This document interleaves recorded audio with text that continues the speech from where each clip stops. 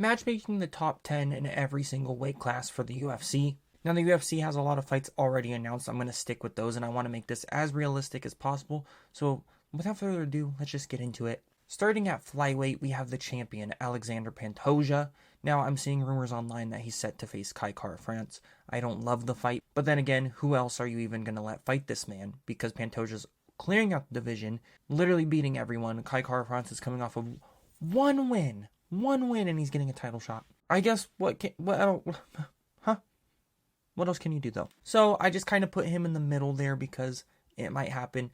And then also we have Brandon Royval taking on Manel Kape. That is confirmed. That's happening on a fight night. I think this fight doesn't make a lot of sense either. The winner of this is undoubtedly getting a title shot. It'll probably be Brandon Royval.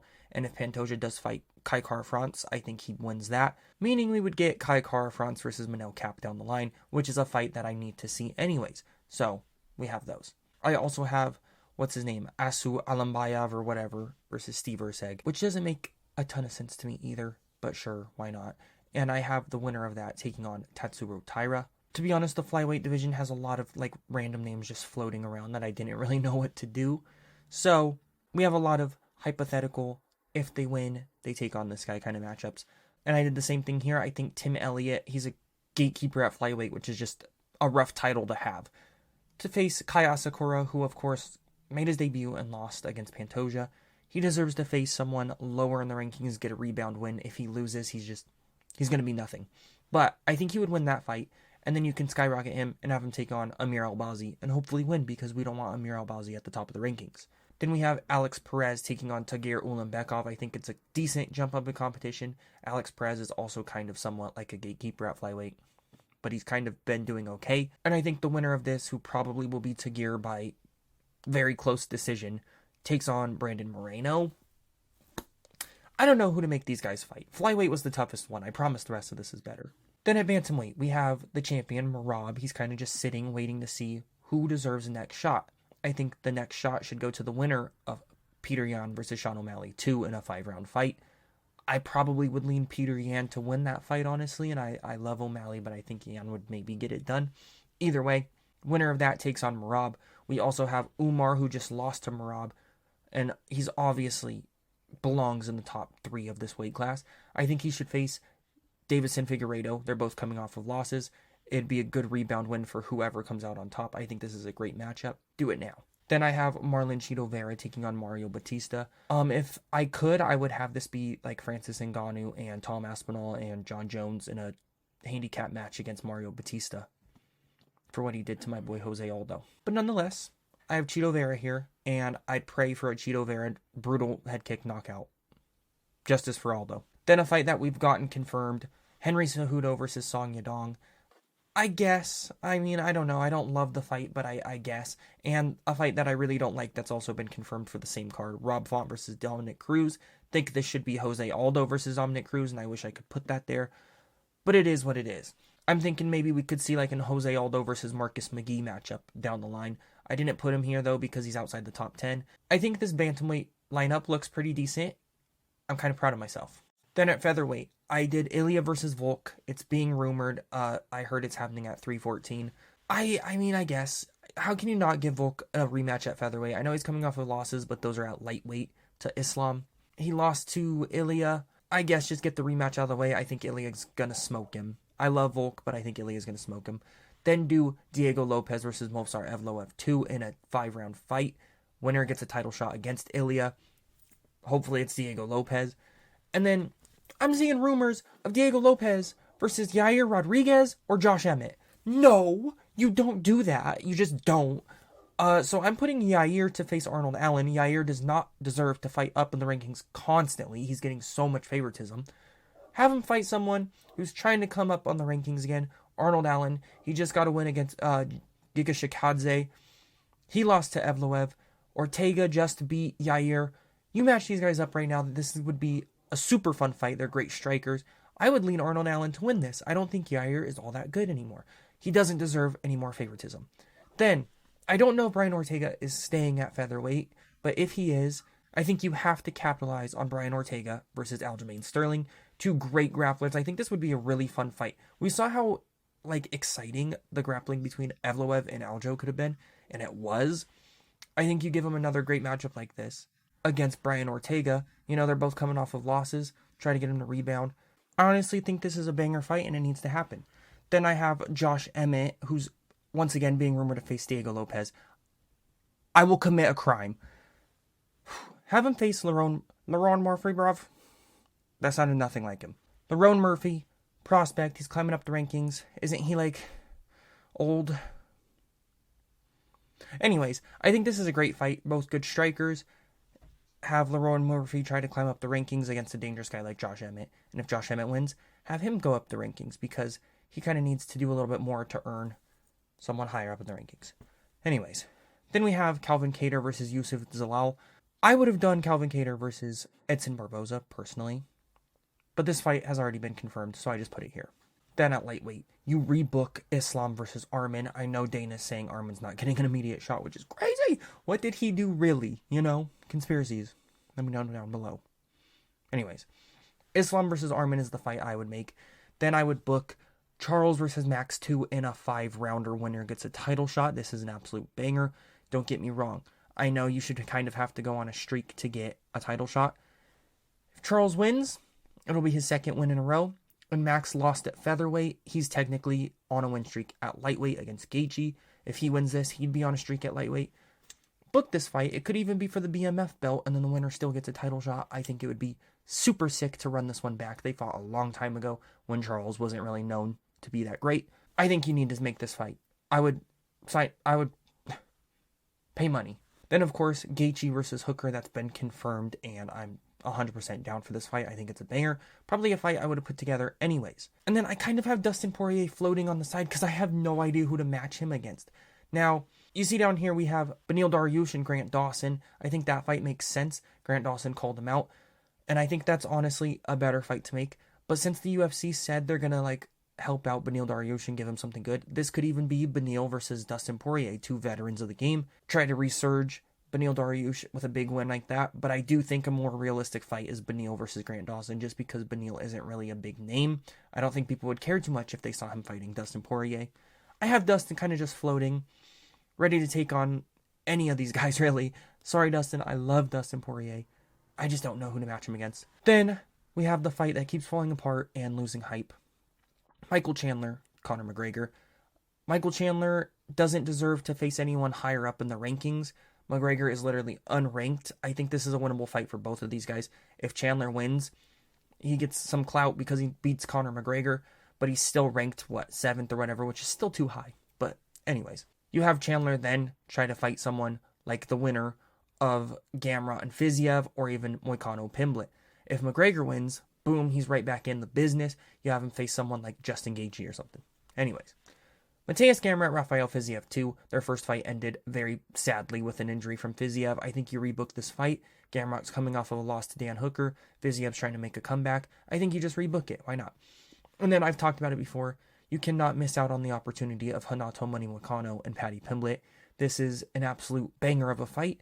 The buildup would be amazing. We need this fight so bad. And I also think it makes sense ranking-wise. I don't really like the idea of Pimblett versus Michael Chandler right now. Maybe after he wins. Whoever wins this fight could maybe take on a Michael Chandler, you know? And then, like I said, Beneil Dariush, Grant Dawson. I think it makes the most sense. Then at welterweight, I think it's obvious that they're going to rebook Bilal versus Shavkat. That fight was supposed to happen. Bilal's foot, it looked like a balloon. I think this is the fight to make. And obviously we have Leon versus JDM already booked. I'm sure they'll give the winner of this a title shot. I'm hoping it's like Shavkat versus JDM. I think that'd be a banger. I honestly don't care if Bilal wins. I kind of like Bilal. But I think JDM's going to murder Leon. I just do. Then you have to make Kamaru Usman's comeback fight against Joaquin Buckley. I think that's an absolute banger. I think Buckley would win at this point in their careers. He called them out. I think that would be a great fight. Buckley's on an insane roll, and if he wins this fight, you probably give him a title shot as well. Now for Sean Brady, I had no idea what to do for this man, so I kind of have him floating ready to take on anyone as well. I could even see Sean Brady getting the fight against Buckley or Usman, but I have him next to Ian Gary versus Colby Covington. You can't let this fight get away. This fight, the buildup would be one of the best buildups we've ever seen in the UFC. They have real beef. I think this fight would be super competitive. It's winnable for both guys. I would lean Ian Gary at this point in their careers. Maybe the winner of that takes on a Sean Brady. Then we have Gilbert Burns, Michael Morales, which has already been confirmed. I like the fight. I think Michael Morales is going to get it done, although Gilbert still looks pretty good. He was beating JDM before he got knocked out. Then just a fun matchup, Jeff Neal, Carlos Prates. They kind of give all the upcoming fun guys to Jeff Neal. Guys like Ian Gary and Shavkat. I think you make Carlos Prates fight him, really test him in a stand-up fight here. I think this would be a banger. I also kind of don't mind the idea of Sean Brady versus Carlos Prates if they really want to push him. I know they like Carlos Prates a lot. He's a fan favorite. He's a lot of fun. I think this is the fight to make, though. Don't push him too much yet. Let him build it up a little more. And then just a honorable fight I wanted to throw in there. I think Stephen Thompson's retirement fight should be against MVP. You have to make this fight while they're still in the UFC. I think Stephen Thompson's got one more fight in him. Make this fight happen. I saw MVP say the middleweight fight against Shara Bullet is a one-time thing. Have him come back to welterweight and face Wonderboy. Bangers. Then at middleweight, Dricus is taking on Sean Strickland. That's already happening. Winner of that takes on Khamzat Chimaev. Banger. It has to happen. Pretty much confirmed already. Then we have Adesanya facing Imavov this weekend in the main event. It's already happening. Very fine. I like the matchup. Then I think you do Robert Whittaker versus Cal Barajo. Whittaker's coming off of a loss to Khamzat. He's obviously going to have to be fighting down the rankings. Barajo is an up-and-comer. You can't just, ignore Robert Whittaker. I know he's kind of like a gatekeeper in this middleweight division right now because he's beating all the up-and-comers, for the most part, before they get to the title. But I think coming off a loss, it makes sense to give him Cal Barajo, who just beat Jared Cannonier. Then Marvin Vettori versus Roman Dolidze 2 already got announced. The rest of these fights actually got announced. Vettori versus Dolidze, Cannonier versus Gregory Rodriguez. I don't love the fight at all. I don't really get it, but sure, go crazy. Brendan Allen versus Anthony Hernandez. I didn't have to change too much here. I really only did, one fight? Easy. Then at light heavyweight, we obviously have Alex Pereira taking on Magomed Ankalaev. That fight is happening at 3:13. It's going to be a banger. It's the fight we've all wanted to see. I think Alex Pereira KOs him. Then Jan Blachowicz versus Carlos Ulberg, which has also been confirmed.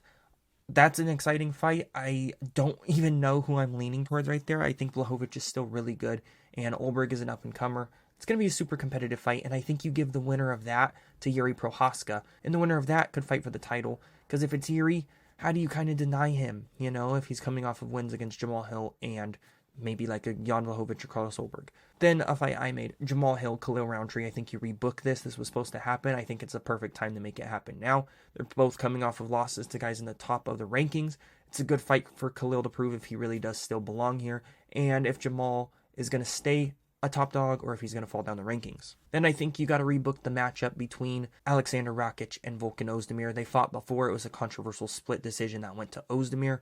Rakic is coming off of an insane amount of losses right now, to be honest. I don't know how he's still ranked number 5, but whatever. I think it's a good time to make this rematch happen.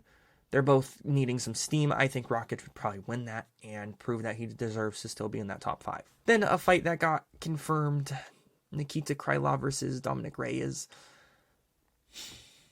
I'm worried for my boy Dominic Reyes. I don't know if this is the fight I would have made, but it's the one that's happening. And then I think you rebook Johnny Walker versus Bogdan Guskov. They were supposed to fight at 3:11. Johnny Walker pulled out of the fight. I think you just rebook it because Guskov beat a guy making his debut. It doesn't really do anything for him. Then at heavyweight, you obviously do John Jones versus Tom Aspinall. You let Tom Aspinall knock out John Jones in a round and get him out of the sport. Then I think Cyril Gahn, who lost to Alexander Volkov but got given the win, does not deserve just a straight-up title shot. I think you give him Jelton Almeida, who's coming off of a couple wins here. Winner of that could fight Tom Aspinall. I think it makes a lot of sense, no? But I also kind of don't mind the idea of maybe giving Volkov a Jelton Almeida, and the winner of that gets a title shot. I could see that world, because I don't really know what to do with Volkov in this current situation, because he totally won the fight, but he lost. So what's going on here? Then a fight happening this weekend, Sergey Pavlovich versus Jairzinho Rozenstruik. It's happening in real life. I don't got much to say. I think Sergey's going to win. Then we have Curtis Blades taking on that guy. I would not make this fight if I was in charge of the UFC, but it's already been confirmed, so I'm sorry. I got to leave it here. Then Sergey Spivak, who lost again, to Jailton Almeida. I think you just give him De Lima at this point. I think it's a winnable fight for Spivak, kind of get him back on track. After you get past like the top 6 in the heavyweight rankings, it's really just a disaster. Mick Parkin is taking on Marcin Tybura, so I left that fight here. And I think you give Derek Lewis the winner of Shamil Gaziev versus Thomas Peterson, which I think will be Shamil Gaziev. Let him blob, let him blob. I think this fight would be a lot of fun. And then maybe down the line we see that fight we've always been wanting to see. Jairzinho Rozenstruik versus Derek Lewis. The two twins in the cage at once. That's my video. I know you're like typing in the comments, right? Where's the women's fights? I'm just kidding. No one's asking for that. Thank you guys for watching. If you liked the video, like, comment, and hit that sub button. I'm going to try to be more consistent, upload new videos. I'm going to have a lot more content coming out on the way. If you agreed with my fights to make, let me know. If there's any fights you'd change, definitely let me know. I didn't expect everyone to agree, but let's be civil about it. See y'all later. Peace.